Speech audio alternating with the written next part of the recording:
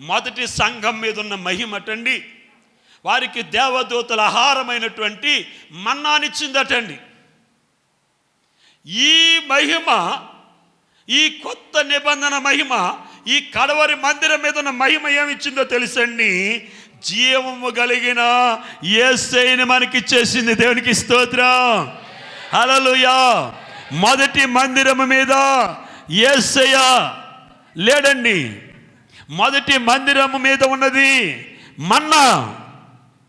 ఈ రెండవ మందిరం మీద ఉన్నది ఏంటో తెలుసండి? జీవము గల యేసయ్య. దేవునికి స్తోత్రం, జీవాధిపతి అని యేసయ్య. ఏమండి, అర్థమవుతుందా? అర్థమవుతుందా? పాస్టర్ గారు ఏదో చెప్తున్నారు, మనం ఏదో వింటున్నామని కాదు. మిమ్మల్ని ఒక లోతైనటువంటి అనుభవంలోనికి, లోతైనటువంటి స్థలమునకు, ఒక లోతైనటువంటి అనుభవంలోనికి, ఒక ఉన్నతమైన స్థలానికి మిమ్మల్ని తీసుకువెళ్ళడానికి పరిశుద్ధాత్మ దేవుడు ప్రయత్నిస్తున్నాడు. ఆయనకి మనం ఏం చేద్దాం? పరిశుద్ధాత్మ దేవునికి మనం ఏం చేద్దాం? సహకరిద్దాము. దేవునికి స్తోత్రం, హల్లెలూయా, హల్లెలూయా, హల్లెలూయా. జీవము గల యేసయ్య ఈ దినాల్లో ఏం చేస్తున్నాడు తెలుసండి? నరమాంస భక్షకులను కూడా ఏం చేస్తున్నాడు? ఆయన మార్చేస్తున్నాడు. ఆ దినాల్లో ఎలాగున్న ఈ దినాల్లో మనం చూస్తున్నట్లయితే దేవుని మందిరాలు కట్టబడుతున్నాయి.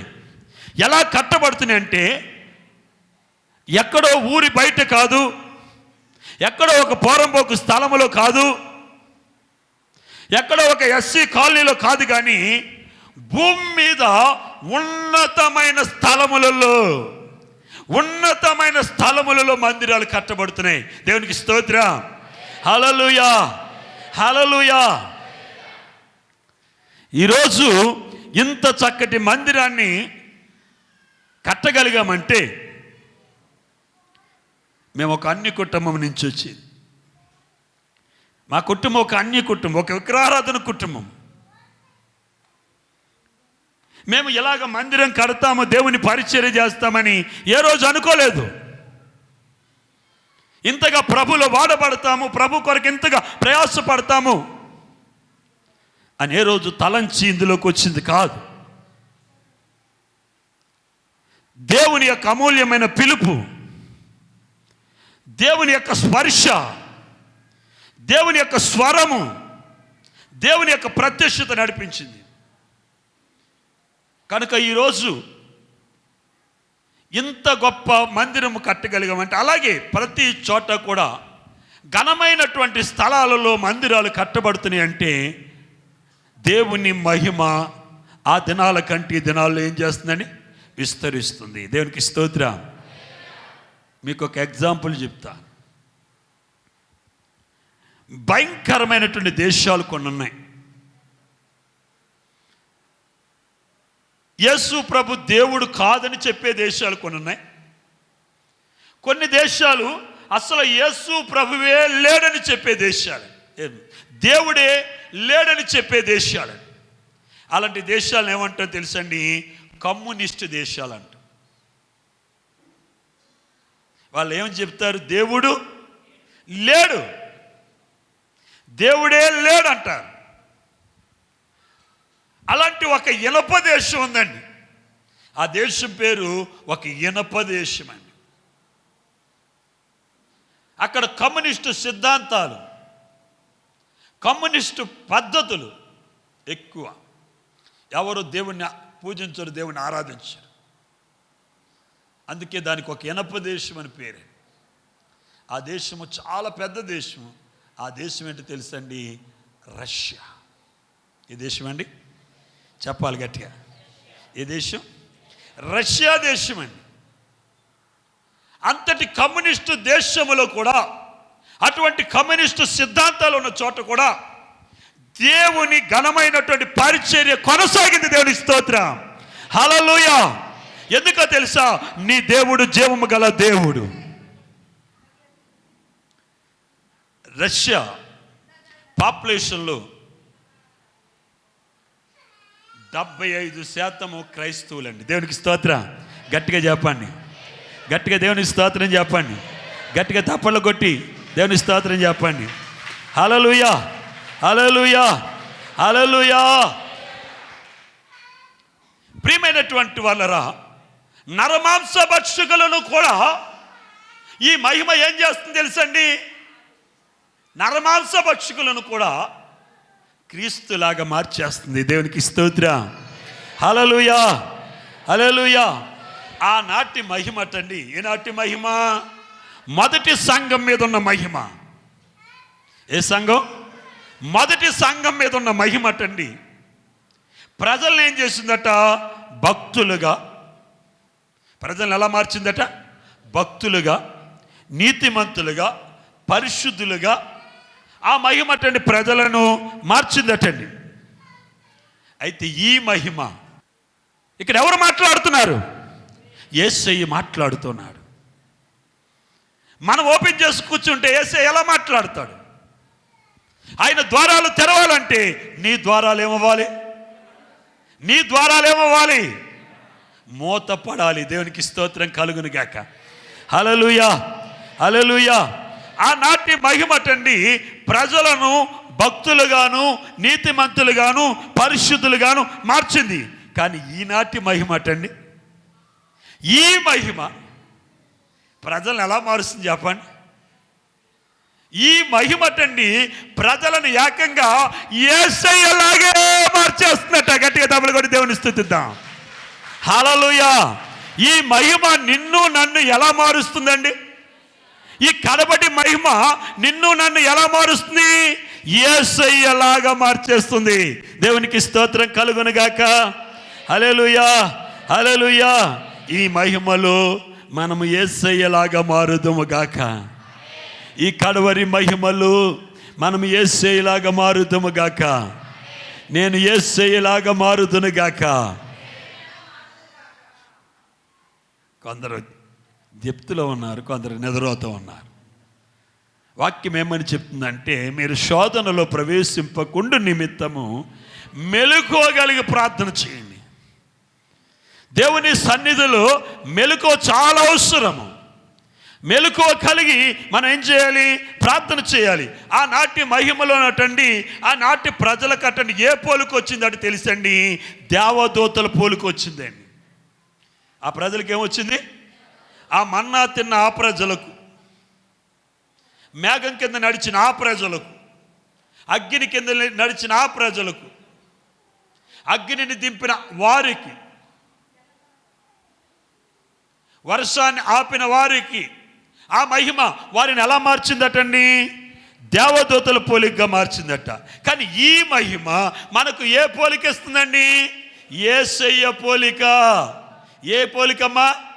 అందరూ చెప్పాలి. వెనకాల వారు ఏలియా గారు మాట్లాడట్లేదు. ఏ పోలికండి? నాకు వినపడట్లేదు. యేసయ్య పోలిక. దేవునికి స్తోత్రం. హల్లెలూయా, హల్లెలూయా. మంచిది ప్రారా. ఈ మహిమ మనల్ని ఏకంగా యేసయ్య పోలికి మనకి ఇచ్చిందట. దేవునికి స్తోత్రం. హల్లెలూయా. ఆ మహిమలో దేవుడు తన్ను గూర్చి చెప్పుకుంటున్నాడట. దాన్ని మనం చూద్దాం. ప్రవచనాత్మకంగా మీకు చూపించడానికి నేను ఆశపడుతున్నాను. నిర్గమాకాండము 34వ అధ్యాయం, నిర్గమ 34:5 వచనం. మేఘములు యెహోవా దిగి, చదువు మైకులు చదువు. యెహోవా దిగి అక్కడ అతనితో నిలిచి యెహోవా అను నామమును ప్రకటించిన. తర్వాత వచ్చిన అతని ఎదుట యెహోవా అతని దాటి వెళ్ళుచు యెహోవా కనికరము దయా దీర్ఘశాంతము విస్తారమైన కృపా సత్యములు గల దేవుడైన యెహోవా ఆయన 1000 మంది కృపను చూపుచు. చాలమ్మ, దేవునికి స్తోత్రం. తర్వాత 9వ వచనం చదువమ్మా. ప్రభువా నా మీద నీకు కటాక్షము కలిగిన ఎడల నా మనవి ఆలకించు. దయచేసి నా ప్రభువు మా మధ్యన ఉండి మాతో కూడా రావలను.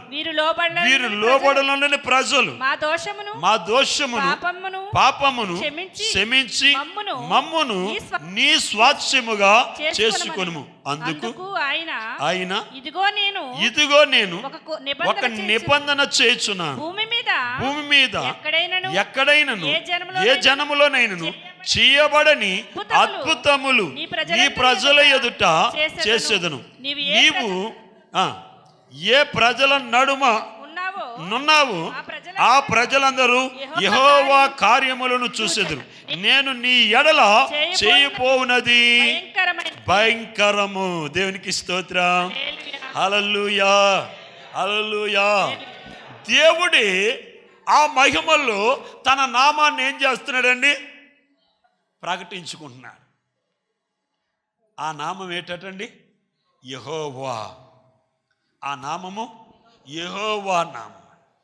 ఆయనటండి తన ప్రజలతోటి వారు మునిపెన్నడు చూడనటువంటి అద్భుతమైన కార్యాలటండి. వారు మునిపెన్నడు విననటువంటి అద్భుతమైన కార్యాలు, ఏ జనములో ఎవరు చేయనటువంటి అద్భుతాలు, చూచి ఉండని అద్భుతాలు నేను మీ మధ్యన చేయబోతున్నాను. కనుక మీతో నేను ఒక నిబంధన చేసుకుంటున్నాను. దేవునికి స్తోత్రం. అబ్రహాముతో దేవుడు చేసే నిబంధన, ఆయన సంతానమైన మనతో కూడా ప్రభు ఏం చేస్తున్నాడండి? నిబంధన చేసుకుంటున్నాడు. దేవునికి స్తోత్రం. మునిపన్నాడు చూడనటువంటి అద్భుతాలు అటండి, వినని అద్భుతాలు మన మధ్యన జరుగునట్లుగా. మనం అంతకుముందు చూడలేదు, మనం వాటి గురించి వినలేదు. ఎవరు ఎప్పుడు చేయనటువంటి కార్యాలట మీ మధ్య చేస్తాను అని తన గురించి ఆయన చెప్తూ ఆయన ఏమంటున్నాడు తెలుసండి? నేను కనికరము చెప్పండి అమ్మా. 6వ వచనం, కనికరము, దయ, దీర్ఘశాంతము, విస్తారమైనటువంటి కృపాసత్యములు. దేవునికి స్తోత్రం. ఆయన పేరేటని చెప్తున్నాడు. నేను యెహోవానని చెప్పి ఏమంటున్నాడు ఆయన? కనికరము, దయ, దీర్ఘశాంతము, విస్తారమైనటువంటి కృపాసత్యములు. ఆయన పేరేటండి? ఆయన పేరేట చెప్పండి. కనికరము, దయ, దీర్ఘశాంతము, విస్తారమైన కృపాసత్యాలు. ఇదేంటి పేరేటండి? ఇవి పేరా? ఇవేంటండి?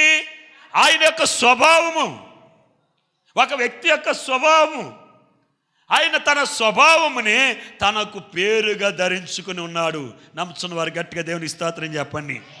హల్లెలూయా, హల్లెలూయా, హల్లెలూయా. దేవుని స్వభావమే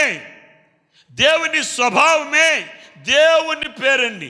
ఈ ఒక్క స్వభావంతో మనం బతికిపోతున్నామండి. ఏ స్వభావం అండి? ఈ ఒక్క స్వభావం అండి. దేవునికి ఉన్నటువంటి ఈ ఒక్క స్వభావంతో మనం అందరం బతికిపోతున్నామండి. చెప్పండి, బతికిపోతున్నాం లేదు? ఏమండి ప్రియమైనటువంటి వాళ్ళరా, దేవుడు ఒక్క నిమిషం మనలాగా ఆలోచిస్తే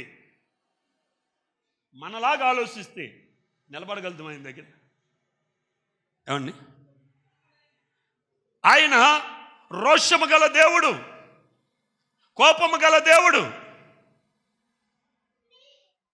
అదే సమయంలో కనికరము, దయా, దీర్ఘశాంతము, కృప కలిగినటువంటి వాడు. ఈ ఒక్క స్వభావము మనల్ని ఏం చేస్తుందండి? ఆయన మనలాగా ఆలోచించాడంటే ఆయన ఎదుట ఒక్కడైనా నిలబడగలదురా? ఆయన స్వభావము మనల్ని ఏం చేస్తుందండి? నిలబెడుతుందండి. చాలామంది అనుకుంటారు వాళ్ళు తప్పు చేస్తూ కూడా దేవుడు ఏం చేస్తలేదు కదా, ఈ తప్పును దేవుడు సమర్థిస్తున్నాడేమో అనుకుంటారు. ఈ తప్పుని దేవుడు సమర్థిస్తున్నాడేమో అనుకుంటారు. అంటే వాళ్ళ ఉద్దేశంలో ఇది తప్పు కాదని, ఒక దైవ సేవకుని కడ్డెళ్ళటం, ఒక విశ్వాసిని నిందించటం, ఒక విశ్వాసిని బాధ పెట్టడం, ఇవి వారు అనుకునేది ఏంటంటే ఇది కరెక్ట్ అనుకుంటున్నారు. దీనివల్ల ప్రభు నన్ను ఏం చేయట్లేదు అని ఒక ఆలోచనలు వారు ఉన్నారు. వాక్యం ఏమని చెప్తుందంటే, ఎక్కడ పాపము విస్తరిస్తుందో అక్కడ కృప విస్తరిస్తుంది. అర్థమైందా? ఎక్కడ పాపం విస్తరిస్తుందో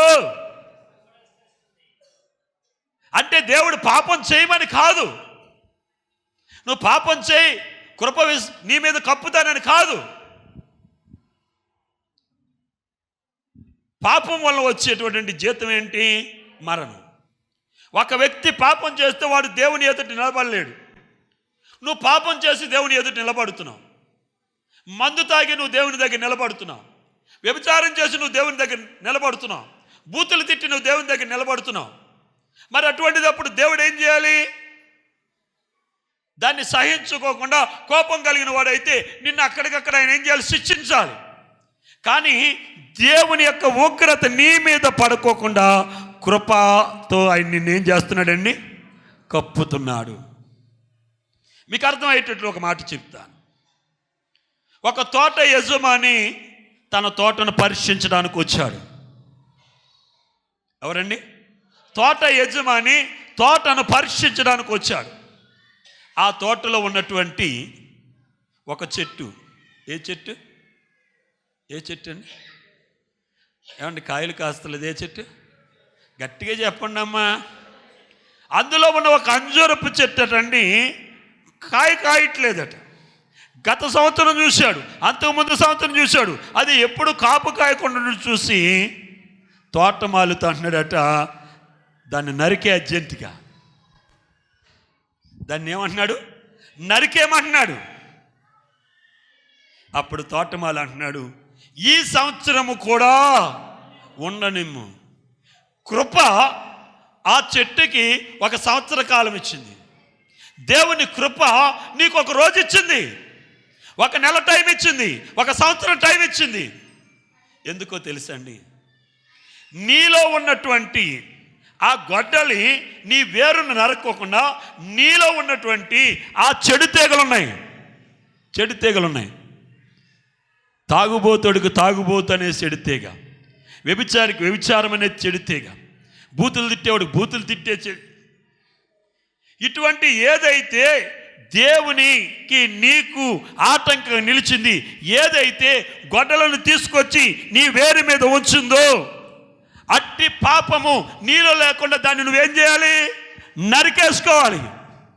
నువ్వు నరుక్కుంటే కోల్పోయిన మహిమ మరలా తిరిగి నీకు వస్తుంది. దేవునికి స్తోత్రం. హల్లెలూయా, హల్లెలూయా, హల్లెలూయా. ఎక్కడ పాపం విస్తరిస్తుందో అక్కడ కృప విస్తరిస్తుందంటే దాని అర్థం ఏంటంటే దేవుడు మరొక తరుణము, మరొక అవకాశం నీకు ఇచ్చాడు. రాత్రి ముగిసి తెల్లారు ఏంటంటే నేను ఒకటే దేవుని దగ్గర ప్రార్థన చేసుకుంటాను, నా జీవితంలో మరలా ఒక రోజు ఇచ్చావు, నా పట్ల నీ ఉద్దేశం ఏమైంది? నేను ఎలా పని చేయాలని నువ్వు కోరుకున్నావు, ఎలా బ్రతకాలని నువ్వు కోరుకున్నావు, ఎలాగో ఉండడానికి నాకు ఇంకొక రోజు ఇచ్చో అలాగ ఉండడానికి నాకు సహాయం చేయి ప్రభా. ఎందుకంటే నేను కాదు, నువ్వు ప్రాణం పెట్టి నన్ను కొన్నావయ్యా. నేను నా సొత్తు కాదు, నీ సొత్తు.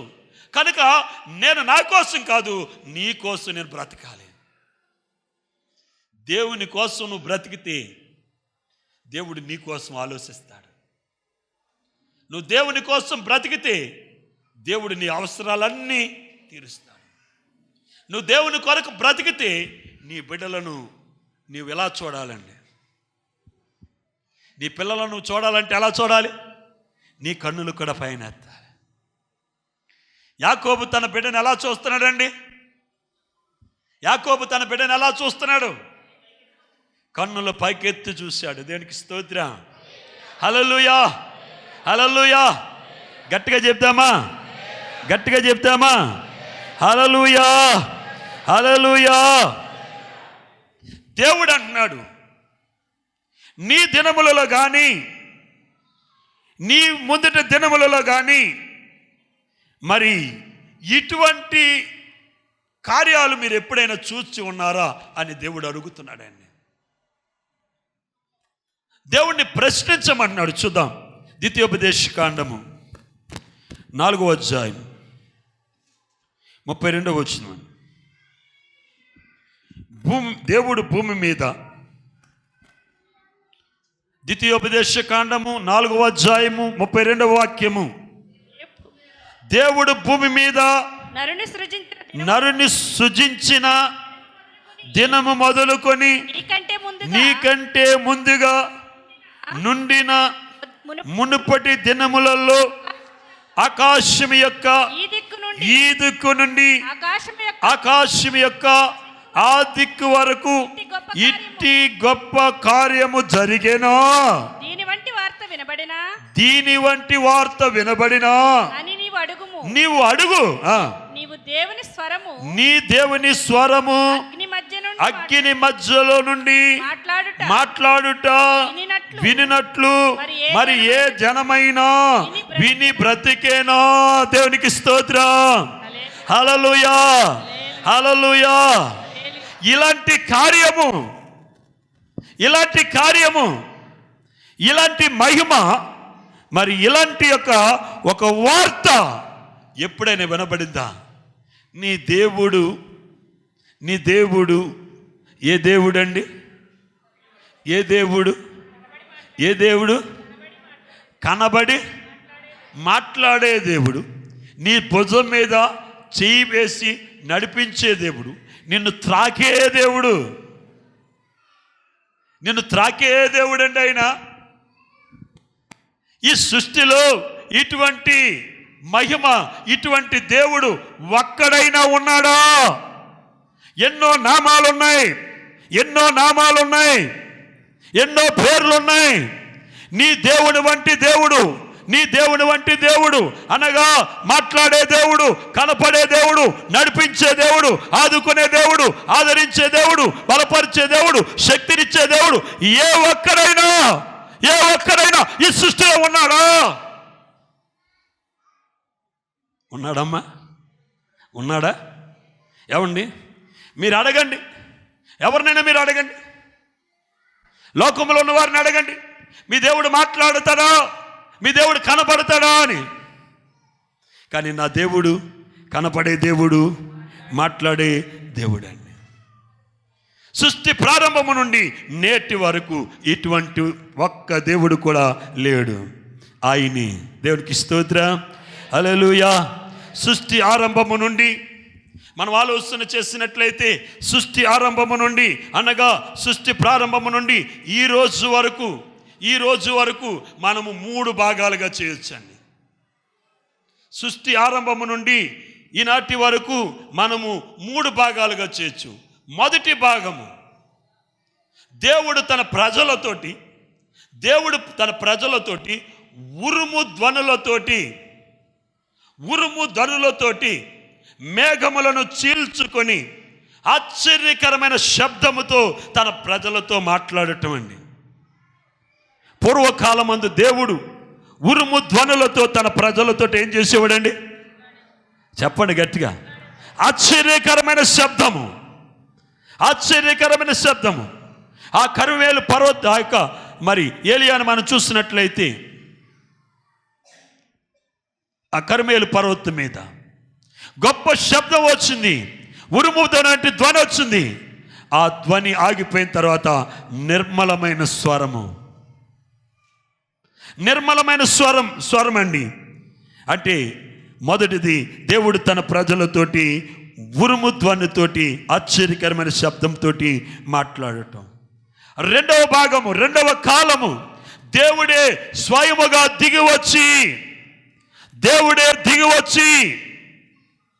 యేసయ్య ద్వారా మనల్ని తాకి మాట్లాడటము. దేవునికి స్తోత్రం. మనల్ని తాకి మాట్లాడటం, మనతో ముఖాముఖి మాట్లాడటం, మనల్ని స్పర్శించి మనతో మాట్లాడటం ఈ రెండవ కాలం అండి. అలాగే మూడవ కాలము, ఇప్పుడు మనం ఉన్న కాలము మూడవ కాలం, మూడవ భాగము. ఈ మూడవ భాగం ఏంటో తెలుసండి, పరిశుద్ధాత్ముడు మనల్లో ఉండి మాట్లాడటం. దేవునికి స్తోత్రం. గట్టిగా చెప్పండి, గట్టిగా చెప్పండి.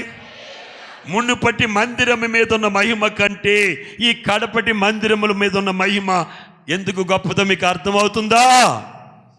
అర్థమవుతుందా? అర్థం అవట్లేదా? చెప్పాలి. అర్థమవుతుంది కదా. ఇప్పుడు ఈ మందిరములో ఇప్పుడు మనలో ఎవరున్నారండి? పరిశుద్ధాత్ముడు మనలో ఉండి మన ద్వారా ఆయన మాట్లాడుతున్నాడండి. అలాగే బైబిల్ గ్రంథాన్ని కూడా 3 భాగాలు చేయొచ్చు. మొదటి భాగము ఆది కాండము నుండి మలాకి గ్రంథం వరకు. ఆది కాండం ఆదాము మొదలుకొని బాప్తిస్మిచ్చి యోహాను వరకు. ఈ కాలం ఏ కాలం అండి? తండ్రి కాలము, తండ్రి అయిన దేవుని కాలము. 4 సువార్తలు, మత్తయి, మార్కు, లూకా, యోహాను. ఇది కుమారుడైనటువంటి యేసుక్రీస్తు కాలము. ఇక ఇప్పుడు అపోస్తల కార్యముల నుండి ప్రకటన గ్రంథం వరకు ఇది పరిశుద్ధాత్ముడు కాలము. దేవునికి స్తోత్రం. హల్లెలూయా, హల్లెలూయా. పరిశుద్ధుడు అయిన తండ్రి, కృపగల దేవ, ఎంతో అమూల్యమైన మాటలు మాకు అందించు. అవునాయి. మొదటి మందిరం మీద ఉన్న మహిమలు ఆనాటి ప్రజలు నేను తొట్టిలు పడిపోయారు. నేను ఆనాటి ప్రజలు తప్పిపోయారు ప్రభువే. కానీ ఈ రెండవ మందిరము, ఈ కడపటి మందిరం మీద ఉన్న మహిమలో నుండి ఏ ఒక్కరు తప్పిపోకూడదని, ఏ ఒక్కరు తప్పిపోకూడదని కృపతో మమ్మల్ని కప్పుతున్నావు నాయన. నీ కనికరముతో మమ్మల్ని కప్పుతున్నావు, నీ ప్రేమతో మమ్మల్ని కప్పుతున్నావయ్యా. ఆత్మలో పరిపూర్ణత కలుగునట్లుగా మీరు దీవించండి. విత్తబడిన వాక్యం మంచి నేల పడ్డ విత్తనం ఎలాగైతే 30 దంతలుగా 60 దంతలు 100 దంతలు ఫలిస్తుంది, అలా ఫలింపజేసి ఒక్కనాటికినైనా నీ ఎదుట మేము నిలబడే ఆ కృప దయచేయమని మా కొరకు ప్రాణం పెట్టిన యేసే అతి శ్రేష్టమైన నామములు ప్రార్థించి స్తుతించి బతిమాలి వేడుకుంటున్నాము తండ్రి. ఆమేన్.